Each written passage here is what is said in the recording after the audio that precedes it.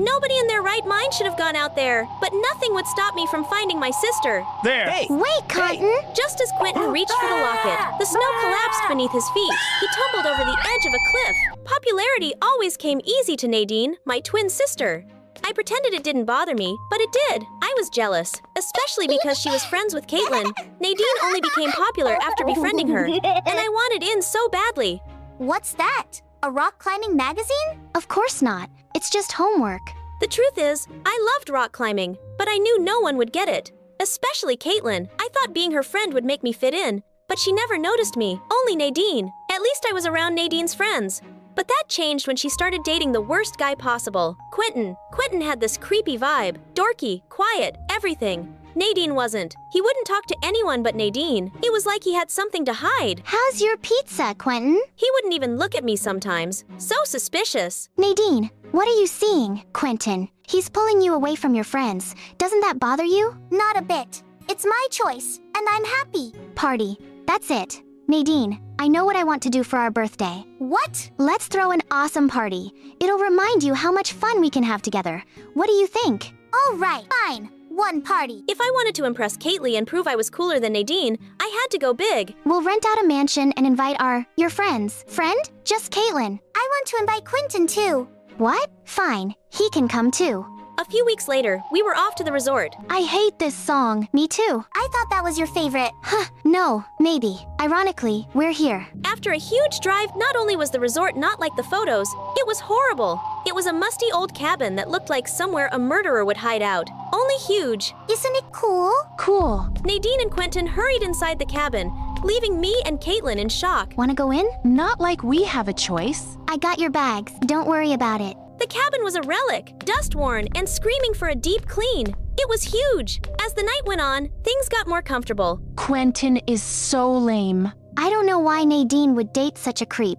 But our moment was interrupted by a weather alert. A severe blizzard is sweeping through the area.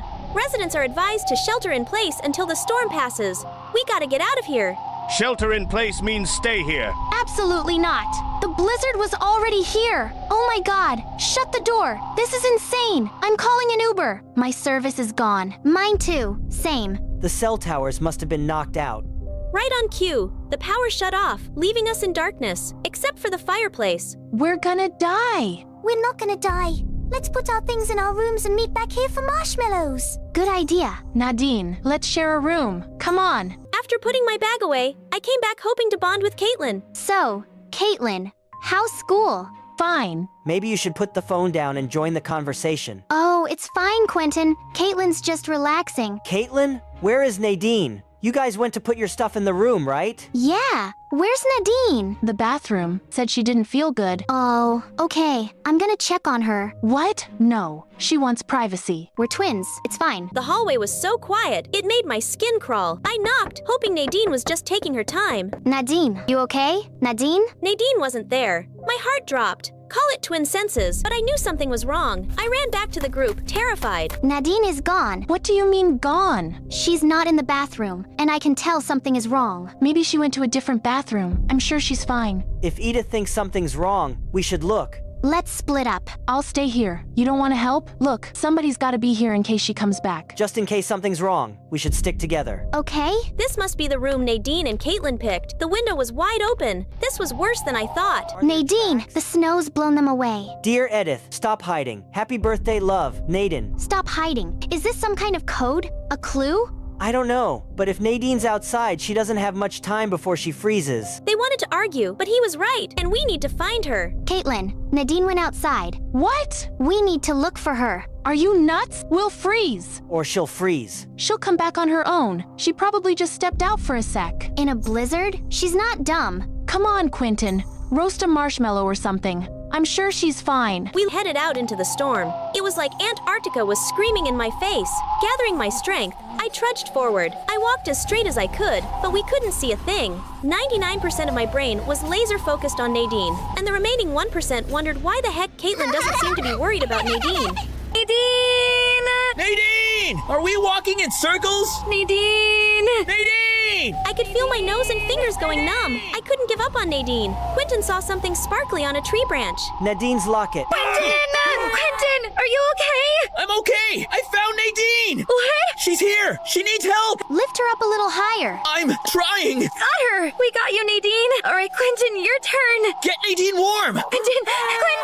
I'm okay! Just get Nadine warm! Caitlin, I know you don't want to go out there, but Quentin is stuck. If we don't help him, That's his fault. We can't risk ourselves. he'll die. Oh, sorry. He shouldn't have gone out there. Are you that cruel? I hate him. He stole my best friend. So, she wasn't jealous of Nadine. She was just jealous of Quentin. I'd never imagined Caitlin could be jealous of anybody. Wait, then why didn't you want to look for Nadine? I told her to just go outside, okay?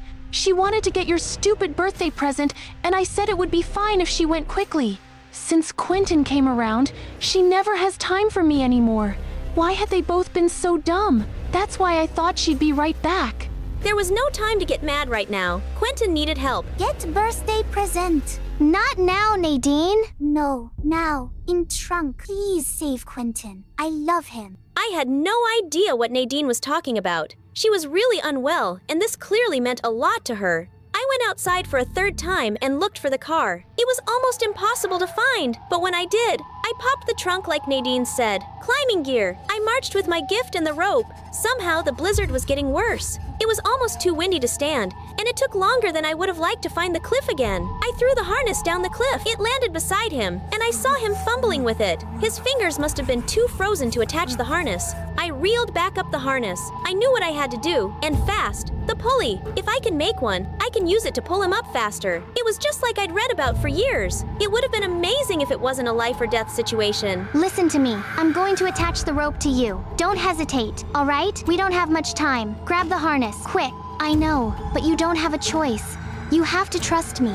If we don't move now, we're both dead. Do you understand? You holding on? After what felt like forever, we reached the top. But our journey wasn't done. We headed for the cabin. When we made it back, Nadine ran to Quentin, crying tears of relief. Thank you, Edith. Thank you. Get him warm.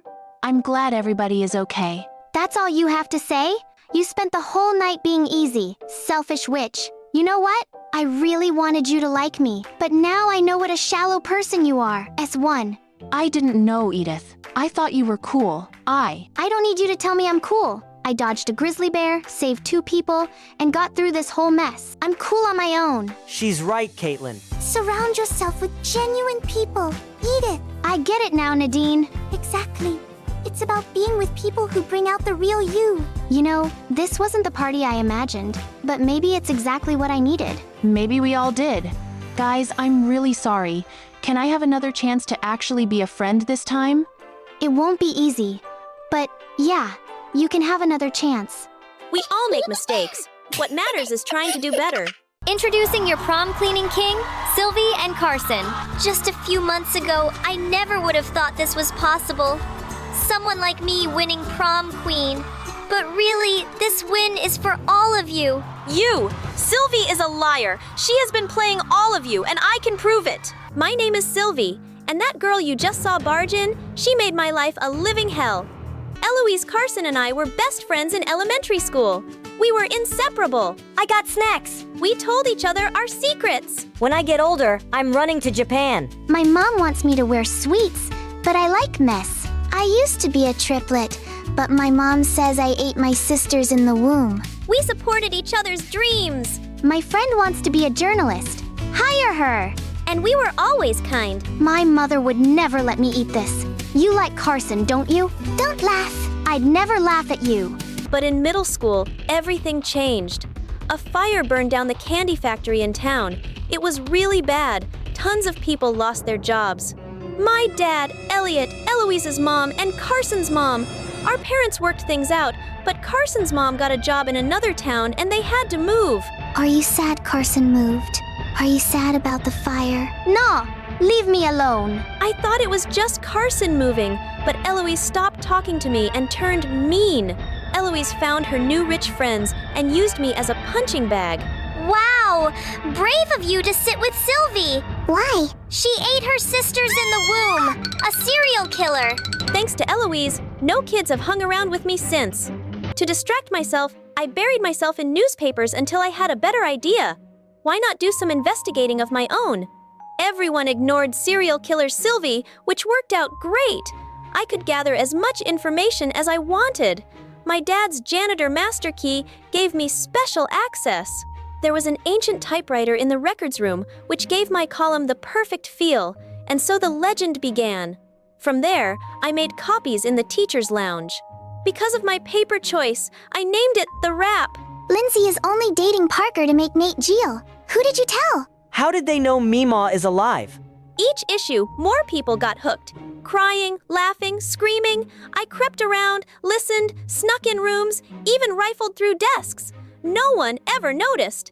Eventually, high school hit and Carson moved back. He never understood why. Eloise and I stopped being friends, and I couldn't bring myself to explain. Since then, she left me alone. My senior year, readers loved The Rap for being a raw, unfiltered voice of truth. And that was enough for me. Until Eloise asked me out today. immediately I was suspicious. Carson was too nice to get along with someone so mean, unless she was tricking him. We used to get along so well. Why couldn't it go back to that? She was a mean girl now. And Carson was gonna get himself hurt.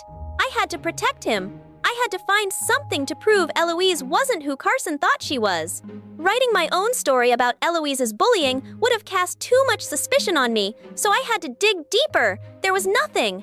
Carson and Eloise dated for a few weeks and even volunteered at the memorial game for the Candy Factory fire. I was starting to think maybe I'd never expose Eloise, but I decided to try one last time. Stop calling me here, Donnie. Nobody can know our meaning, especially not Carson. She was cheating on Carson with some guy named Donnie. Usually I'd verify what I saw, but this time I was sure. And revenge. It was pretty sweet. Who's Donnie? Where'd you hear that name? Judging by how red Eloise's face got, I'd say I got it right. Donnie's, complicated. Just be honest with me. I can't say. All right. Can't say, or would rather not say because you're cheating on my best friend. You're a mean girl, Eloise. I'm sorry I didn't listen. I've got your back. I was glad. Eloise seemed to regret it, but I felt like I was missing something.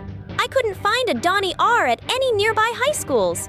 The closest I found was a middle-aged reporter guy. A complete dead end. Then Eloise showed up. I'm looking for the person behind the rap. Eloise couldn't figure out who I was. As stressed as I was about Eloise trying to unmask me, spending time with Carson always made me feel better. Nobody else in the world likes these burgers. Why aren't you and Eloise friends anymore? Finally, I told him everything that happened after he moved away. About serial killer Sylvie, about the non-stop bullying, about how I had no friends. That's terrible. If you told me all that, there's no way I would have dated her. You didn't know. Maybe the right person was in front of me this whole time. I couldn't believe it. It was a dream come true. And you know what? Carson was right. It was terrible. I wasn't about to let her unmask me and ruin something that I built for myself, despite her bullying. Not when I had a way to fight back. Irate homewrecker tries to destroy beloved local paper. My fans were not happy with her. It's not like that. Eventually, I got a good idea. Why not publish some good stuff about myself, too? To protect myself. In case she ever got close, of course. Way to go, saving those puppies. My reputation changed overnight. I even started wondering if maybe I could be prom queen. I dropped some not-so-subtle hints to Carson, and he pulled off the dorkiest, cutest promposal ever. I'd never been so happy in my life. But of course, somebody was always trying to ruin it. Eloise was going off the deep end, trying to figure out my identity. She knew the writer was using a master key to get to the typewriter. I had to get rid of her, but I wasn't fast enough. Eloise told the principal, who blamed my dad. They fired him on the spot. How dare Eloise ruin my life in middle school? How dare she try to date Carson? How dare she get my dad fired? I waited until she and her family were away for the weekend, and I snuck in to find something she could never recover from. Her room was pristine. To be honest, it didn't even look like a teenager lived in there at all. Finally, I found it. Honestly, it was pretty impressive. She was closing in on my identity. If I couldn't get any dirt on her, at least I could destroy it. But then I saw. saw something on the back. What? The articles, clippings, everything there was to know about the candy factory fire. I dug deeper into her room and found something truly terrifying. The gas can. Like a serial killer trophy, Eloise had burned down the factory. There was only one thing left to do: expose her like a true investigative journalist. No wonder Eloise called me those terrible things all those years ago. She was projecting. Because she was a criminal, Eloise switched to homeschooling while the police started their investigation. It's what she deserved. I had my own life to worry about. Finally, prom arrived. Wow. It was the perfect night, and it only got better. Just when I thought the night was mine, Eloise shows up, ready to wreck everything all over again. Sylvie is a liar who ruins lives. She's been manipulating you all, and I can prove it. It's the same kind of wrapper the first wrap was written on, so only one person in town eats here. Sylvie, she's the one who spread all the rumors. And she lied about who burned down the factory. A dirty wrapper proves nothing. And shouldn't you be on house arrest? I didn't do it, and you made that up. Why would I lie about you? Because I ruined your life years ago. I was a bully and it was wrong. I was going through a lot. I'm sorry. You deserved better. Everyone was staring at me, and I realized they believed her. I had to act fast. You just admitted to being exactly who the rap says you are. What?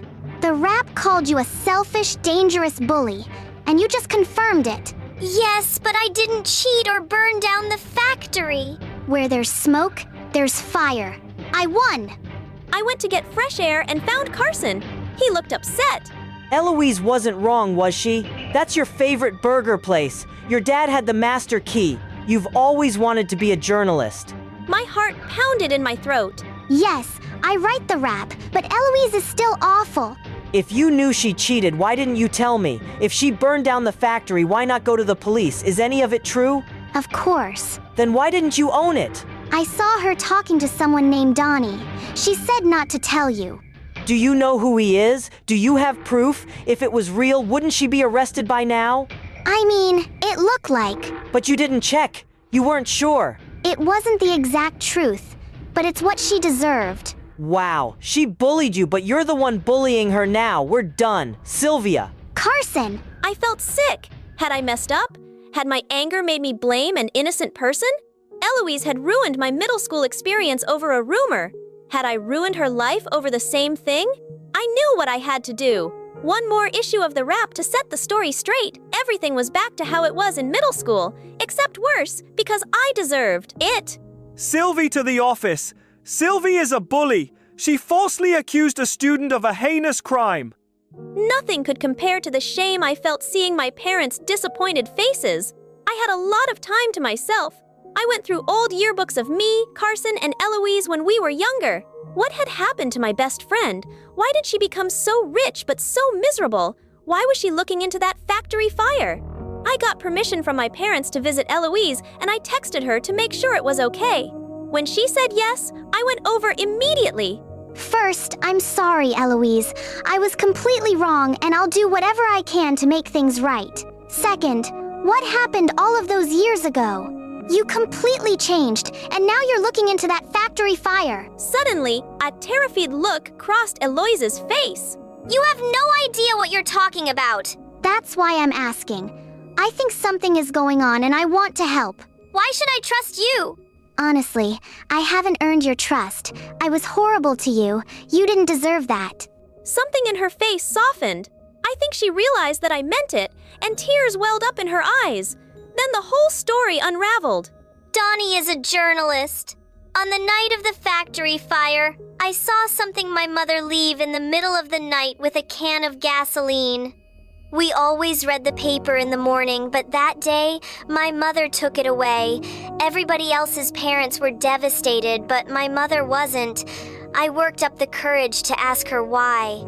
She told me she burned down the factory and that she'd done it for me, for my future. A competitor candy factory had paid her a ton of money to take it out. She'd hurt people and it was all my fault. They had this terrible secret and I couldn't bear it. I was horrible to you, and I have no excuse except that I was miserable and I didn't want someone like you to be around someone like me. Louise, none of that was your fault. You have to know that. I wanted to bring my mother to justice, but I didn't want to hurt Carson after what his family went through. And now... It's all ruined. I have the evidence. If you want to do this, we can do it together. I'm scared. I know, but I'll be with you. Together... We reassembled the story of exactly what happened that night and went to meet Eloise's contact, Donnie, the reporter who broke the original story about the factory fire. It didn't take long for the story to hit print. Everyone was shocked. Eloise's evidence was spot on, but once it was pointing in the right direction, her mother was arrested on the spot. When I was allowed back out of the house, Eloise, Carson, and I met at the best burger joint in town. This place still sucks. I know, right? It wasn't overnight, and it wasn't perfect, but we'd solved the biggest mystery our town had ever seen. Over time, we got closer again and became inseparable. This story is fictional. We do not encourage stalking, defamation, or invasion of privacy. This video is meant to share a message about truth, courage, and forgiveness. Hi everyone, I'm Lexi. Like and subscribe to get the gift you've been wishing for. Growing up, my parents were always super supportive of me and gave me everything I ever wanted. Even though they were self-made millionaires, they still made sure I understood the importance of hard work. But I was kind of bad with money. I had a spending problem, not on myself, only on my friends. I loved to treat my friends with nice things like picking up the tab at restaurants, and they'd always act so grateful. Little did I know their niceness was all because of my money. But it all came crashing down one day, and that's when I saw their true faces. When I was 13, my friends asked me to keep watch outside the library, and 10 minutes later, there were loud noises. All of them ran, and I was caught with a bag that had a bunch of firecrackers in it. But I didn't do anything, I swear. Believe me. She got tricked again. She's so dumb. I'm standing right here. Miss Cole, please. But none of it worked, and I was sent to detention for an entire week. At first, I was keeping to myself in detention because the kids were all mean. But one day today, I was doing my homework when I heard a voice. It was the kid who usually sat there.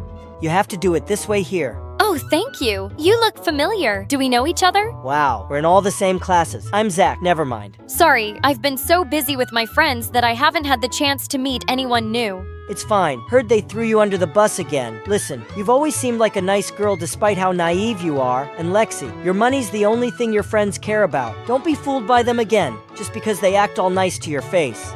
They're barely even nice to my face anymore. To be honest, if they were, I wouldn't be here in detention. That evening, I thought about what Zach had said, and I had to admit he was right. During that week of detention, Zach and I became friends. That was almost 3 years ago, and their friendship has only grown stronger since. A couple of months before high school, Zach had a major glow-up, and all of a sudden, everyone wanted to be my friend for a whole new reason. But for me, he was just Zach, my best friend. I realized the reason I liked Zach so much was because I felt so comfortable around on him, and he was so kind to me. Unlike my old friends, he didn't care about money and always split the bill when we went out. He also never let me buy him expensive gifts. He didn't see me as the rich Lexi, but as Lexi, a bro of his. What a weirdo. Zach was such an amazing friend, but little did I know that one day he would be the one to turn my world upside down. Once when I got the highest grades in 10th grade, Zach threw me a surprise party with my parents. It was totally awesome. So many huge celebrities were invited, including Iris. I loved her. The party was a blast, and I had an amazing time. Can this day get any better? Turns out no, it couldn't, but it could get weirder. I was in for the biggest plot twist of my life, like the twist at the end of the movie The Sixth Sense. As I was walking up to my room after seeing off my friends, I heard my parents arguing, which was really weird because they hardly ever fought. No, we can't tell her. What if she leaves? She's my baby. But she has a right to know. We should have given her the letter when she was younger, but we kept putting it off. We can't keep her in the dark forever. It's time she should know about her real family. Mom, Dad, what are you talking about? Honey, we can explain. Before they could stop me, I snatched the letter off the table and then my entire world crumbled. Is this real? I'm not your daughter. Of course you're our daughter. You'll always be our baby girl, but it is true that we are not your biological parents. How could you keep this from me? Lexi, We're sorry. This is not how you were supposed to find out. We wanted to tell you sooner, but your mom, birth mom, left that note when she left you and your brother at the orphanage. Brother? I have a freaking brother. What else haven't you told me? Sweetie, please, calm down. You look pale. I think I need to lie down. That was a lot of information for me to take in 16 years of me living here, and I find out now that I was adopted and have a twin brother who was adopted by another family. I was furious at my parents and refused to talk to them for weeks. When Zach tried to force me to talk to them, I told him everything. How could they do this? You're angry right now, but you have to remember your parents never let you feel like you weren't their own. The love they have for you, it's real. No matter what it says on a piece of paper, when you calm down, you'll realize how lucky you are. Not everyone is this lucky, Lexi. I know I would give anything to have a family like yours. That made me feel sad for Zach. His parents had split when he was 10, and it had been just his mom and him ever since. And I realized Zach was right. I forgot how much my parents actually loved and cared for me. I rushed to them and apologized. I was determined to find my brother. From the letter, I knew his first name was Mark. I just needed a last name. So I called the orphanage every day to ask for my brother's last name, but they didn't budget. I even asked my dad to make a big donation. Might as well use all this money for some good, but it didn't work. Looks like money can't buy everything, huh? Zach then had the most brilliant idea. He suggested we both volunteer at the orphanage and snoop around for the details. Oh my God, I love you and your amazing brain. Oh, sorry. Volunteering gave me a new perspective. All these little kids without parents, I was just like them when I was their age. I hoped they'd be lucky enough to find great parents like I did. After a couple of days, I found my way to the file cabinet and searched, jotting down all the last names of every Mark that had ever stayed there. But trying to contact each of these Marks was more tiring than I thought it would be. Most of them thought I was trying to scam them. It wasn't until Zach pointed out that I realized I could just look for the date of birth for each of these guys. 'Cause duh, we were twins. I know you don't have to say it, Zach. Oh my God, there's 2 of them. Oh, thank you. I'm going to contact the families right now. Lexi, wait. Take a deep breath. You don't want to just call them and drop the news. Hey, I might be your twin. How about you let me do it? I'll look into it, and before you know it, Mark will show up. I agreed with him, but I couldn't help feeling anxious for days. What if Mark is in another part of the world? What if he has no idea I even exist? Or worse, what if he hates me? I couldn't eat or sleep properly because the entire thing stressed me out. My parents were sweethearts, though. They tried to calm me down and distract me when we suddenly heard the doorbell. I rushed to open it only to find Zach standing there with a confused look. Did you find Mark? I'm still looking, but this guy showed up. Are you Lexi? Wow, it's so crazy to finally meet you. You look just like I expected. I'm getting goosebumps. I'm Mark, your twin brother. What? I couldn't believe my eyes. My twin, my own brother, was standing here in front of me. We had the same hair color, the same eye color. We even laughed the same. Turns out, his adopted family had taken him to the UK, and he came all the way from there to look for me. He showed me the adoption certificate. My parents told me the truth a year ago, and since then, I've been trying to find you. And a couple of weeks ago, I finally got your address and had to come right away. I had to see my sister. Look, I even have the birth certificate, my adoption papers from the orphanage. Oh, I'm so glad you have no idea how much I've looked for you. Mark stayed with us for a couple of weeks, and we did our best to make him feel at home. I showed him around my school, got along with Zach, and best of all, I got to introduce someone as cool as him as my brother. All the girls at school were even drooling over him. It was probably because of the accent. He told me all about his life, the UK, and his projects and fundraisers that he started in order to help as many people as he can. He was like the perfect brother. I was so caught up spending time with Mark that I was losing touch with Zach. Whenever Mark wasn't hanging out with me, he was with Zach. It was like they were long-lost twins, honestly. Zach was always asking more questions, and my brother seemed to enjoy talking to him. Are you in love with my brother? What? No. Why? You keep following him around like a lovesick puppy. What's going on? It's nothing like that. It's just something doesn't smell right about him. Is that jealousy I'm detecting? Don't worry, Zach. There's one girl always on your side. Me, your best friend. No thanks. But seriously though, something's off. I know I've kind of been Mia. I've just been trying to make up for lost time with my brother. But don't worry, I haven't forgotten about you, Zach. But Zach continued to follow Mark more than usual, even at home. One day, I caught him snooping around Mark's stuff, and I confronted him asking why he was so obsessed with him. Because I don't trust him. I don't want you getting hurt. Zach, I finally have my brother after years. If you care about me, just let this go, please. But I'm not lying. Over the next few days, Zach stopped coming over, and Mark and I spent more time catching up. It was stressful fighting with my best friend, but at least I was having fun with my brother. We went out to fancy restaurants and on expensive shopping trips. Mark offered to pay, but I insisted every time. I was so happy to finally have him in my life that I figured buying him nice things was the least I could do. Well, he was always talking about the fancy cars in our garage, walked in and out of Dad's walk-in closet, and was so excited to see his watch collection. Apparently, he was a huge fan of fancy watches, huh? And weirdly, he knew the price of everything. Like once he saw a painting by a famous artist at home and told me he could guess the exact price. And he did. I did find it a little weird, but I was just focusing on the part that I had my brother back. A couple of days later, as I was relaxing and enjoying my weekend, Zach stormed into the house. Before anyone could process what was happening, Zach punched Mark. Two boys were in a full-blown fight. It took all of Dad's strength to pull Zach off of Mark. What is wrong with you? Have you completely lost it? Lexi, you're not Lexi's brother, Mark. You're con artist, and I have proof. Look, he's been doing this to a bunch of rich families. He finds families that have a missing son or brother and pretends to be them just to scam them and use all their money. Someone from the orphanage tipped him off about you and he jumped on the chance to scam you. That is nonsense. I am your real brother Lexi. Believe me, he's just trying to get your money. Oh, that's rich coming from you. Both of you, shut up, Zach! You're unbelievable! I asked you to let this go. For the last time, he is not your brother. I am. Of course you are. You're not just my best friend, Zach, but I also see you as a brother figure. But you're obsessed with Mark. This has to stop, please. I meant your real biological twin brother. That's me, not him. I know it sounds insane, but... It does sound insane. This has gone too far. Now I just can't. Lexi, you're my best friend. You have to believe me. You know, I wouldn't lie about something like this. The day you showed me the names of the adoptive parents, I was shocked because my dad's name was there. Henry Duckstein. That was the name of my adoptive dad. After my parents divorced, I took my mom's last name. Yes, last name, the paper said. My brother's name was Mark. Exactly.